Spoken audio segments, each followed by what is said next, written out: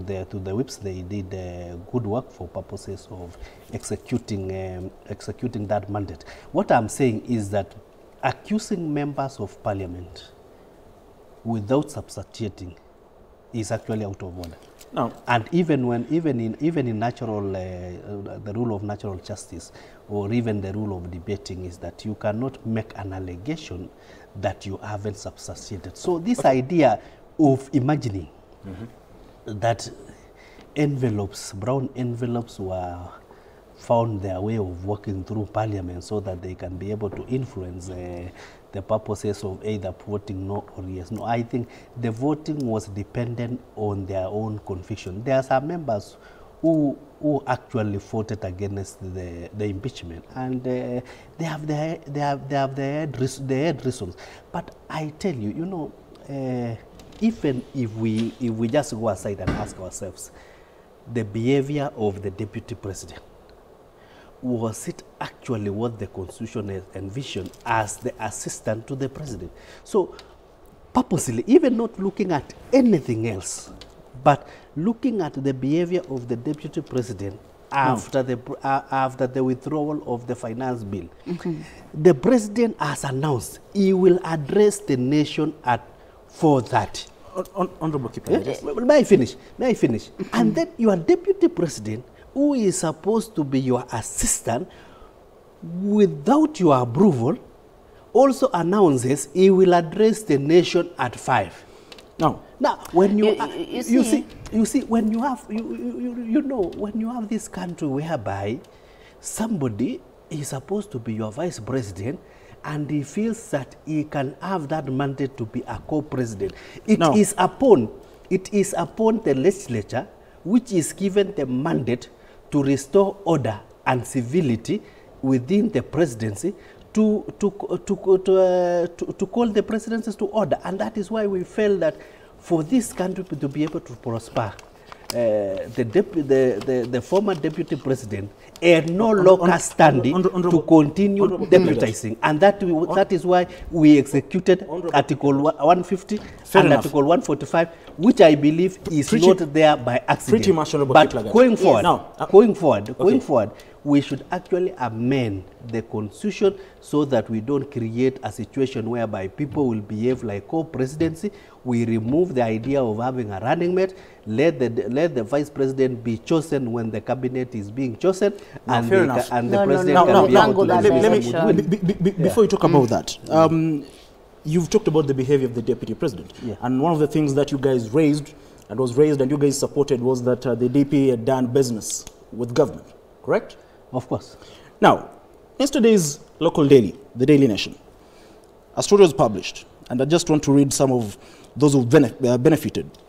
And they say, they talk about, for example, the Western Hotel. And they say William Ruto's Western Hotel has bagged 37 tenders worth 57.9 million, more than any other establishment whose contracts have been published in the public procurement portal. Has it been substantiated? But you know, those are allegations. Were you guys able to substantiate the fact that the deputy president did business with the government? Yeah, there were. You could see the witness from KEMSA was. Was that ground supported by the Senate? Yeah, it was supported. Now, number 2. Moses Kuria, Invest Africa FZE, a company that won a 1.2 billion contract from KNTC. Before you continue, you know, you are reading headline of the Nation. I know. You are reading the headline of the Nation. The fact remains. That information have you substantiated. The fact remains. For example, the issue of the construction. I was saying in Parliament, people are moving with. Now let me tell you. No. Actually, before you respond, Julia, for the record, on the case of, for example, the 1.2 billion contract from KNTC for the supply of cooking oil, and later bought a stake in the battery dealer Everready. The issue of KNTC, that is an ongoing scandal. Money was lost. The same company, Kuria's company, one of the companies contracted by Moses Kuria was contracted to build Karatu Stadium. This is information in public domain. From which source? This is information in public domain. Then it should be taken to EACC for investigation. Why haven't you guys raised those issues? Because we don't have the facts. Fair enough. We cannot run this country on propaganda. Some would say you probably, are selective in getting your facts. Exactly. No, but if somebody has facts, you table the facts and we follow Now, it. before I engage Honorable Julia, I want to take In you fact, back. by the way, I want to take you back. The issue of KNTC and the oil is something that I think it has been taken over by authorities. It is something that we also investigated from Bunge by virtue I sit in Public Accounts Committee. And actually, the culprits did not come near the former CS, that is Honorable Fair Moses enough. Foley. Just briefly, and, before and I think Honorable the boss, you know, the CEO was sacked and was taken to DCI, and I think the case is continuing. Before I engage Honorable Julia, So- kindly, before I engage Honorable Julia, you've mentioned, you know, the National Assembly being there in numbers, for example, during the finance bill and during the vote, and you guys voted in support of that particular finance bill. That particular bill, earlier on you said you guys listened to the ground.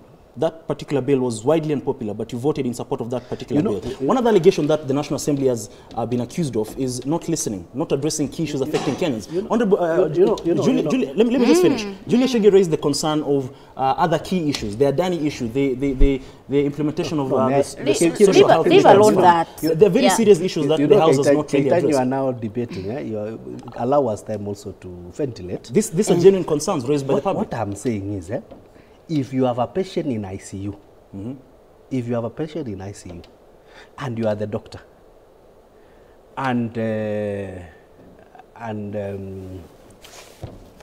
relatives come and tells you remove the oxygen. The oxygen. In this case, is the government is in ICU, right? I am giving an example.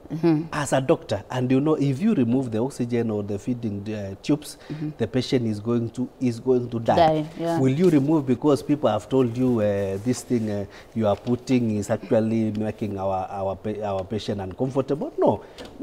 We are elected so that we can be able to make a country run. A country cannot run if it doesn't have money. And money cannot come from wazungus. Money can only come from but you cannot tax taxes. people who have no money. Taxes we collect. So at the end of the day, as a leader who is representative of the people, you know there are interns around 46,000 who are supposed to be employed.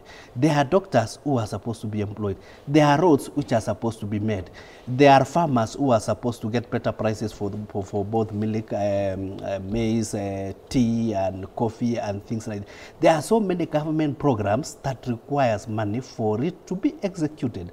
And the only way, because of the shrinking envelope and the kind of debt that we have, the only way is to try to squeeze a bit from through taxes from Kenyans, and that is why we add those we add that measurement to see which scale do we fall. And for purposes of running this country, we said well and good. Fair we enough. have to we have to pass the finance bill 2024. So it wasn't that we were blind in terms of just supporting, but given the mandate that we have been given so that we can be able to pass laws that will assist the government to raise taxes, that is the point that we are now. Even if you call the CS Treasury right now, we have so many difficulties in terms of even paying pending bills because of purposes that the finance bill did not go through. And I'm telling you, we shall now have to introduce the finance bill 2024 so that we can actually be able to, because where we lost Kenyans is that one will fail. Pretty much, Honorable Kiplagat. In terms of it doesn't matter what mode you'll use to advertise the bill, but it will fall. Yeah. If it is going to be a punitive bill that is going to tax wananchi on what they don't have, I mean, it will fall in the morning. Yeah. Now, on Julia Chege, you've talked about the issue of taxation. Yes. And earlier on in this particular show, you sort of, raised questions in regards to whether the DP was indeed supposed to be impeached. The DP on Sunday raised concerns about over-taxation. But people are questioning why now? Why didn't he speak while he was in government about the issue of over-taxation? You see, I told you this is politics of betrayal. And I need to be convinced it is not politics of betrayal. If I have been maybe educated properly by my English teacher what is betrayal, I need to be educated better Because when you look at the issues that Parliament raised and the speed at which they executed that, it raises eyebrow. And Parliament is responsible of very many things. I am wondering, why is Parliament not talking about IEBC? Do you still want to be re-elected, the MPs who are in Parliament 2027? That is a pertinent question. Our young people, Mimi, I call myself Mama Gen Z because I have Gen Zs in the house. And our Gen Zs, from January up to now, they do not have IDs. We have people, why don't you, Mheshimiwa, why don't you introduce a bill to say people should retire at 50 years or 55 and not 60? Why do we have old people? We are all going to be old and we are going to be there. But why do we have our young people? I have no problem with the way they are going to Qatar or whatever. But the kind of frustration I witnessed the other day when we were presenting the constitutional amendment bill at Aberdare, I think it was Aberdare or something, but at KICC. I presented, I mean, it was there. But the kind of frustration I saw our young people with, it beats logic. I left that place feeling worse than I went. I wish you could introduce such things. The wastage that is in government, the guzzlers that our people, our CSS, our PSS, so long as you are, a certain job group, the guzzlers, the wastage that is in government, the corruption that is there, why don't you talk about it? Really, this country, we say a country that is not really interested in education is a country that is being doomed. Where do you want this country to go in the next 10 years?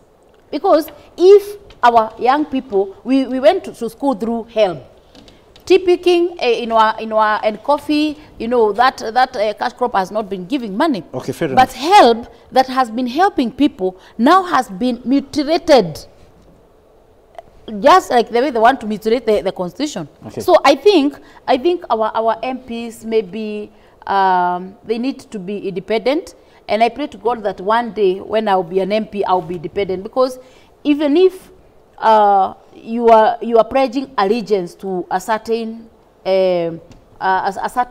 side, you need to look objective, so that when people see you, they don't see like you're not really. I don't want to tell me that I'm not using the correct language, but at least you need to exercise your independence, in terms of whatever you want to do. Okay. So I think our MPs and our senators, they have lost it, and we understand. By the way, personally, I understand them, but the common mwananchi will not understand, because I'm telling you, campaigns are very expensive, and there's some people there who have told us we are looking for money for 2027. Fair enough, I know. Some of them borrowed loans, they sold things, and they have to recoup this. Okay. Why don't you introduce a bill that will cap on campaign money? Why don't we get, regulations? Like I like Norway, how they do their campaigns. I have a friend of mine, and we are in the research week together. Okay. When I told her that I need support to do my campaigns, and I showed her my budget, she was like, "What?" Then she asked me, "All this money to do what? Why don't we make these things easier?" Because Mheshimiwa, one time, Honorable David, your son, your daughter, your brother, your sister would want to be an MP, would want to vie. Okay, maybe they don't have the kind of resources that you have. Are they going to be? Is it fair? Is there democracy? Because of time, yes. Julia. Honorable Kiplagat, are we likely to see, people are talking about Pentagon 2. Are we likely to see a coalition that will bring President William Ruto and Raila Odinga together ahead of 2027, if at all he fails to secure the AUC seat? Of course, politics is about numbers and about being able to build coalitions, and the different permutations and combinations that will come, you don't rule out, because at the end of the day, you need to present a ticket that can be able to be bought, to make you win, not to be bought, to make you win. So that is not far-fetched. For now, at least we are in broad-based government, and we hope that going forward we shall be able to make it more concrete, so that 2027 we have a candidate that is accepted by by a broad setup of the population. So Before I engage Julia, people are talking about the president trying to solicit or seek support outside the Rift Valley and Mount Kenya, and more so in the Nyanza region.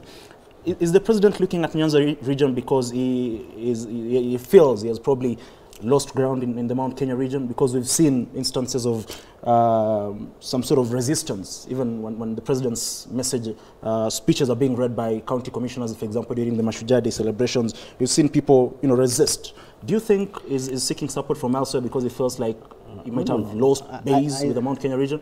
I think what you realize in our elections for the presidency, it is always very close. So, given that close nature, it is incumbent upon the president to make sure that you can get as many people in your whim as possible, so that at least 2027, instead of winning by 50-point-something%, you actually win by 70-point-something%, so that you can leave the stability of the country. You can see the edge that usually the country is kept through the Supreme Court, through the bombers, and at that point things are not very stable. So we thank the president if he's moving to at least get more support from Nyanza, as well as retaining the mountain. I can tell you the win will be by landslide. Fair enough. Because we're running out of time. Julia, yes. Let me ask you. The president says all these issues being peddled out there is sheer propaganda, and that he has not failed to implement his campaign promises. Do you feel the president has kept his campaign promises to Kenyans? Some yes, some no. And maybe let's give him about 40%. 40% when you are in the university is a pass. So maybe we can say that.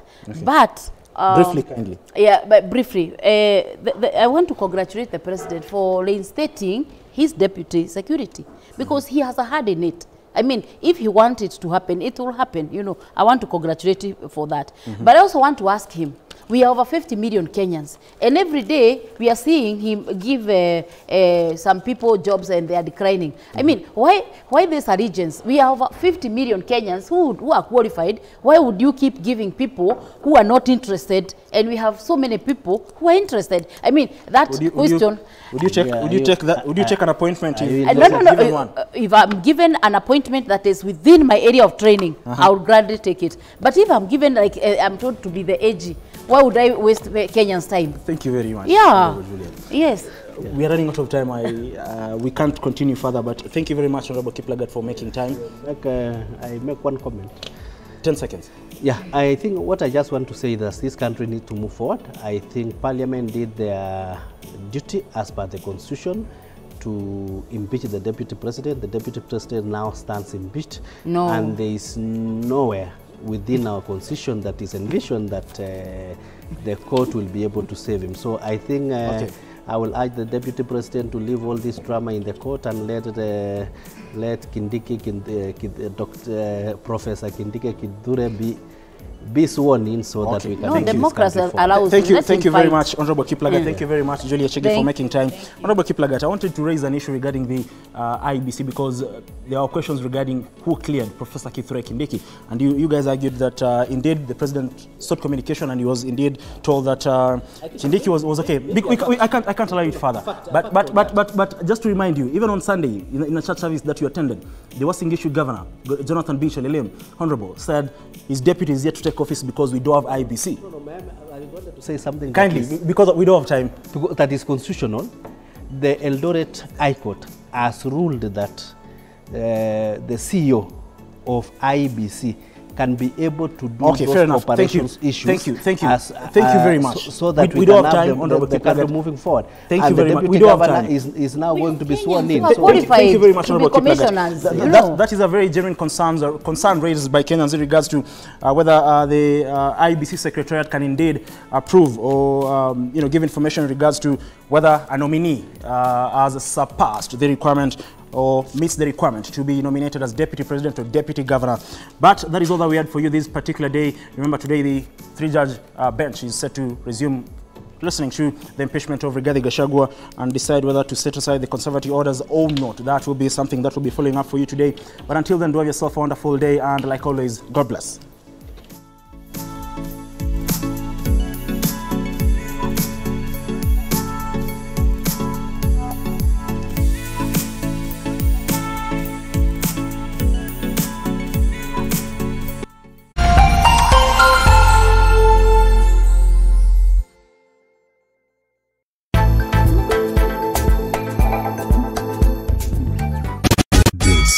is the biggest reggae and rhythm show ever.